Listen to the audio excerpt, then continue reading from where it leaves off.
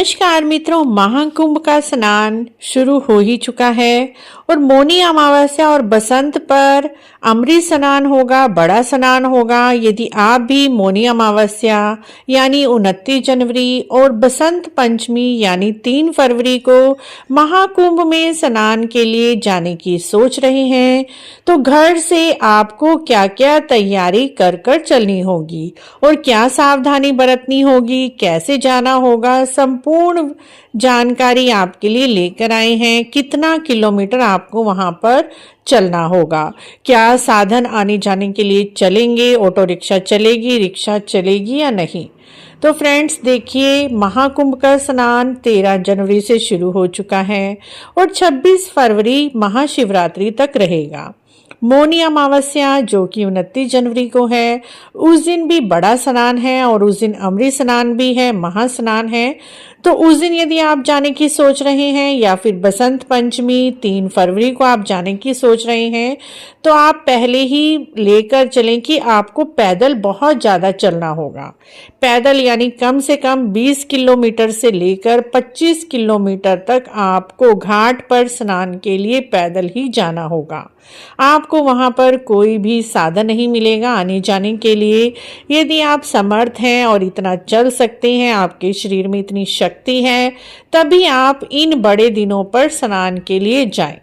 बाकी दिनों में आपको ऑटो की सुविधा मिल सकती है, लेकिन आप इन दिनों में जाएं तो ध्यान रखें कि आपको पैदल बहुत ज़्यादा चलना होगा।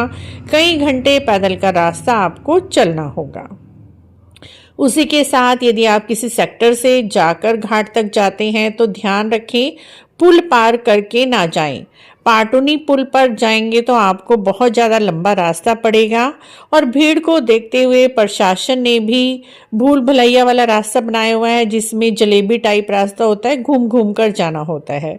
उसमें रास्ता तो कम होता है लेकिन लाइन बहुत धीरे धीरे चलती है, काफ़ी देर खड़ा रहना पड़ता है, जिससे थक जाते हैं और थकने का कारण बन जाता है। तो इसीलिए आप ध्यान रखें, जब भी जाएं तो ऐसे जाएं कि आपको इन दिनों में पैदल काफ़ी चलना होगा।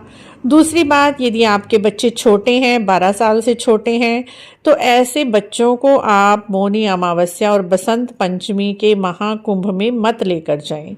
बच्चों के साथ जाना बहुत ही मुश्किल है, भीड़ बहुत ज़्यादा है, बच्चों के गुम होने के चांसेस हैं। साथ में यदि आप बच्चों को लेकर भी जा रहे हैं तो ध्यान रखें, बच्चों को भी इतना ही चलना होगा, कोई भी ऑटो रिक्शा और साधन नहीं मिलेंगे। साथ में बच्चों के गले में आप एक आई कार्ड वगैरह जरूर डालें, जिसमें घर का एड्रेस हो, कुछ फ़ोन नंबर हो घर वालों के। यदि बाय चांस उंगली छूट जाती है, हाथ छूट जाता है और बच्चा गुम हो जाता है, तो घबराहट के कारण बच्चे के मुंह से अपने घर का एड्रेस नहीं निकल पाता, फ़ोन नंबर भूल जाते हैं। तो ऐसे में उनके साथ फ़ोन नंबर वगैरह आप जरूर रखें। बाय चांस आपसे बिछड़ जाता है बच्चा तो आप अनाउंसमेंट करवा सकते हैं। इस तरह से बच्चों को ना ही लेकर जाएं तो बहुत अच्छी बात है। बच्चों के साथ महाकुंभ में जाना सही नहीं रहेगा। इन दिनों में बहुत ज़्यादा भीड़ होगी, 10 से 12 करोड़ तक लोगों के पहुंचने की आशंका है। तो ऐसे में आप घर से बच्चों को ना ही लेकर जाएं। जो ज़्यादा छोटे बच्चे हैं उन्हें घर पर ही बड़ों के साथ या फैमिली मेम्बर्स के साथ ही छोड़कर जाएं, या फिर ज़्यादा बुजुर्ग हैं आपके माता पिता, तो उन्हें भी आप ना लेकर जाएं इन दिनों के स्नान में, क्योंकि भीड़ ज़्यादा है और साथ में चलना बहुत ज़्यादा पड़ेगा। 25 किलोमीटर तक पैदल चलना पड़ेगा, जिससे कि बुजुर्ग व्यक्ति नहीं चल पाता इतने घंटे तक और वो थक जाएगा, घाट तक जाना मुश्किल हो जाएगा।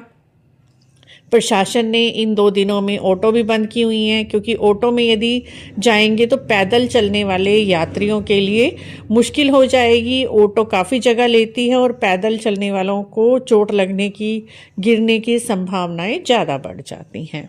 इसी तरह से फ्रेंड्स, यदि आप अपनी गाड़ी लेकर जाना चाहते हैं या फिर प्राइवेट कार करके जाना चाहते हैं, तब भी आपकी गाड़ी और कार को काफ़ी दूर घाट से ही पार्किंग में छोड़ना पड़ेगा और पैदल जाना पड़ेगा। चाहे आप गाड़ी में जाएं या ट्रेन से जाएं, चलना आपको काफ़ी पड़ेगा। तो इसीलिए इन सब चीज़ों को ध्यान में रखकर ही आप इन दिनों का स्नान करें, मौनी अमावस्या का और बसंत पंचमी का।